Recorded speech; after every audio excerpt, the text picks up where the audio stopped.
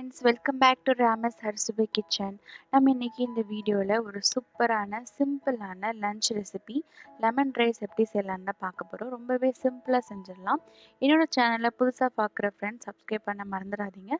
கூடவே இருக்கிற பெல் ஐக்கானையும் கிளிக் பண்ணிவிட்டு ஆல்ன்ற ஆப்ஷனை கிளிக் பண்ணிக்கோங்க. வாங்க இதை எப்படி செய்யலான்னு பார்க்கலாம். ஒரு பேனில் ஒரு 2 டேபிள் ஸ்பூன் அளவுக்கு எண்ணெய் சேர்த்துக்கோங்க. எண்ணெய் நல்லா சூடான பிறகு ஒரு 1/2 டீஸ்பூன் அளவுக்கு கடுகு நல்லா பொரியணும். அப்போனா தான் சாதத்தில் நல்ல ஃப்ளேவர் இருக்கும். அது கூடவே 1/2 டீஸ்பூன் அளவுக்கு உளுந்தம்பருப்பு, இது ரெண்டையும் சேர்த்துட்டு நல்லா பொரிய விட்டுருங்க.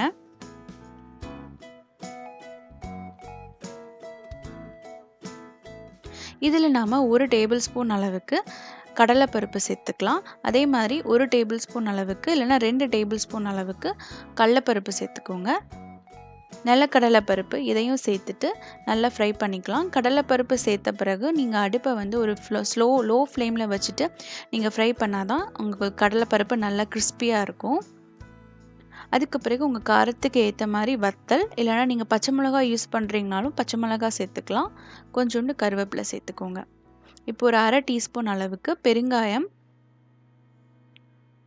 பெருங்காயம் தூள் நல்ல ஃப்ளேவர் இருக்கும் ரைஸில். அப்புறம் ஒரு 1/2 டீஸ்பூன் அளவுக்கு மஞ்சள் தூள், இதெல்லாம் சேர்த்துட்டு மஞ்சள் தூள் சேர்த்தோன்னா அடுப்பை ரொம்பவே லோ ஃப்ளேமில் வச்சுருங்க. இல்லைன்னா மஞ்சள் தூளோட கலர் மாறிடும். கடைசியாக நான் ஒரு லெமன் மட்டும் பிழிஞ்சு ஊற்றுக்கிறேன். நீங்கள் அப்போ அடுப்பை ஆஃப் பண்ணிவிடுங்க. ஆஃப் பண்ணிவிட்டு நீங்கள் ஒரு லெமன் பிழிஞ்சு அந்த மசாலா கலவையில் ஊற்றிக்கலாம். இதிலேயே நம்ம உப்பும் சேர்த்துக்கலாம். உப்பு சேர்த்துட்டு இதை தனியாக எடுத்து வச்சுடுங்க. நான் ஏற்கனவே சாதம் நல்லா வேக வச்சு ஆற வச்சுட்டேன். இதில் நம்ம செய்து வச்சுருக்கிற அந்த கடலைப்பருப்பு மிக்ஸை நம்ம ரைஸில் போட்டுடலாம். ரொம்ப சிம்பிள் ஈஸியான லன்ச் ரெசிபி, அதே சமயத்தில் ரொம்பவே டேஸ்ட்டாக இருக்கும். நீங்கள் உப்பு பத்தலைன்னா இன்னும் கொஞ்சம் கூட உப்பு போட்டு நல்லா நீங்கள் கலந்து வச்சுக்கோங்க. இந்த மாதிரி கலந்த சாதம் செய்யும்போது நீங்கள் சாப்பாட்டிலே கொஞ்சம் ஓரளவு நல்ல உப்பு போட்டிருந்தீங்கன்னா உங்களுக்கு நல்லாவே ஈஸியாக மிக்ஸ் ஆயிடும். உப்பு குறைவாக இருக்கிறது தெரியாது.